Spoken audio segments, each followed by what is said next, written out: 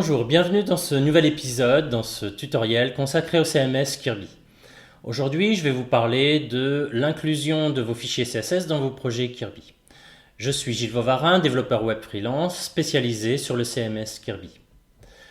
Alors dans cet épisode, on va voir où placer ces fichiers JavaScript dans un projet Kirby et ensuite on va voir comment utiliser une fonction fournie par Kirby qui s'appelle JS et qui vous permet justement de gérer cette inclusion de vos fichiers JavaScript dans vos pages web d'un projet Kirby.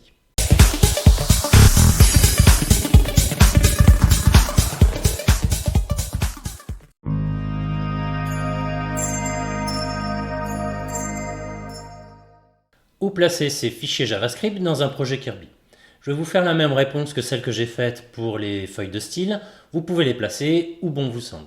Cependant, pour respecter les bonnes pratiques, je vous conseille de les stocker au sein d'un dossier situé dans un autre dossier qui est un dossier asset, lui-même stocké à la racine de votre application web. Donc, à la racine de votre application web, créez un dossier asset. À l'intérieur de ce dossier, créez un dossier JS et placez-y tous vos fichiers JavaScript. En suivant cette règle implicite, vous permettrez à d'autres personnes de trouver vos fichiers JavaScript plus facilement.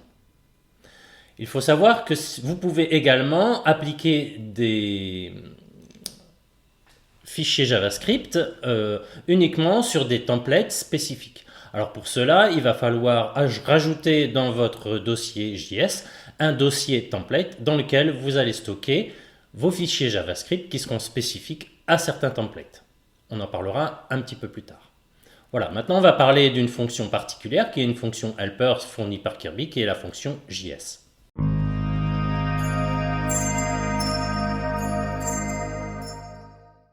On va parler maintenant de la fonction JS. Elle est très similaire à la fonction CSS dans son mode de fonctionnement. Donc si vous avez vu l'épisode consacré à la fonction CSS et aux feuilles de style, vous allez retrouver le même mode de fonctionnement. Donc cette fonction JS est une fonction helper fournie par Kirby. Elle accepte deux paramètres. En premier paramètre obligatoire, c'est l'URL absolue relative de votre fichier JavaScript. Alors il faut savoir que vous pouvez passer soit une seule URL pour appeler qu'un seul fichier JavaScript. Cependant, si vous souhaitez appeler plusieurs fichiers JavaScript dans un certain ordre, vous pouvez utiliser aussi ce paramètre en insérant l'URL de ces différents fichiers JavaScript dans un tableau. L'ordre dans lequel vous allez appeler ces fichiers JavaScript va correspondre à l'ordre de chargement dans votre page web.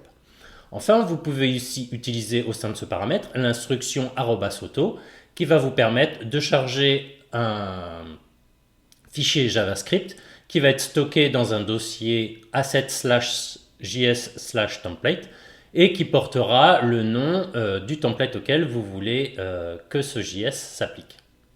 Enfin, vous avez en deuxième paramètre, un paramètre d'option dans lequel vous pouvez indiquer si vous voulez rajouter certains attributs dans la balise script qui sera générée par cette fonction JS. Alors, dans l'article consacré à cet épisode, je vous ai donné quelques exemples d'utilisation de cette fonction JS. Alors, moi généralement, j'appelle mes fichiers JavaScript dans le footer. Donc, je crée un snippet footer.php et au sein de ce snippet footer.php, j'appelle la fonction JS pour appeler mes fichiers JavaScript. Pardon. Donc, la fonction JS étant une fonction Kirby, une fonction PHP, il faut qu'elle soit placée entre balises PHP. Une fois que vous avez appelé cette fonction JS, vous pouvez passer en premier paramètre le chemin de votre fichier JavaScript. Donc ici, dans mon exemple, c'est le fichier main.js. Ce fichier main.js est placé dans le dossier asset/js. Donc l'URL doit correspondre à l'URL du fichier JS à partir de la racine de votre projet web. Si vous souhaitez appeler plusieurs fichiers JavaScript dans un certain ordre, à ce moment-là, dans la fonction JS, vous allez appeler un tableau dans lequel se trouvent les URL des différents fichiers JavaScript que vous voulez appeler. Donc je rappelle que l'ordre dans lequel vous mettez ces URL dans votre tableau sera l'ordre dans lequel sera chargé les fichiers JavaScript dans votre page web. Donc ici dans mon exemple, Le premier fichier JS qui sera chargé sera le fichier lib.js et en second sera chargé le fichier main.js. Maintenant, si vous voulez appeler des scripts JavaScript spécifiques à des templates, vous utilisez la fonction JS en lui passant comme paramètre l'instruction @auto. Alors, qu'est-ce que ça va faire? Kirby va savoir qu'il va devoir regarder s'il existe au sein de votre fichier JS, de votre dossier JS, un dossier template dans lequel se trouvent des fichiers JavaScript. Et il va regarder le nom de ce fichier JavaScript. Et en fonction du nom de ce fichier JavaScript, il va savoir qu'il doit le charger uniquement pour les templates qui correspondent au même nom. Donc là, je vous ai également donné un exemple.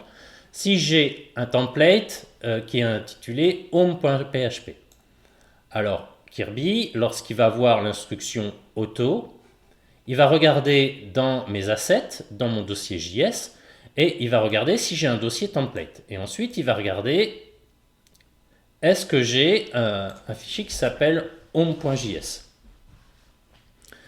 S'il le trouve, il va faire la correspondance avec le template de la page qui est appelée. Donc la page en cours, elle est affectée à un template home.php.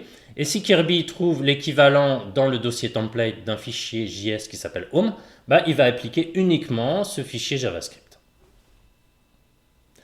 Enfin, si on veut utiliser le deuxième paramètre qui permet d'ajouter des attributs dans la balise script qui va être générée par la fonction JS, il suffit d'utiliser par exemple true si on veut que l'instruction A5 pour charger le JS de façon asynchrone soit appliquée. Alors là, je vous renvoie vers la documentation pour voir comment utiliser cette deuxième option et rajouter différentes instructions dans la balise link. Voilà, on en a fini pour la fonction JS. Dans le prochain épisode, nous allons parler des hooks. À bientôt, ciao.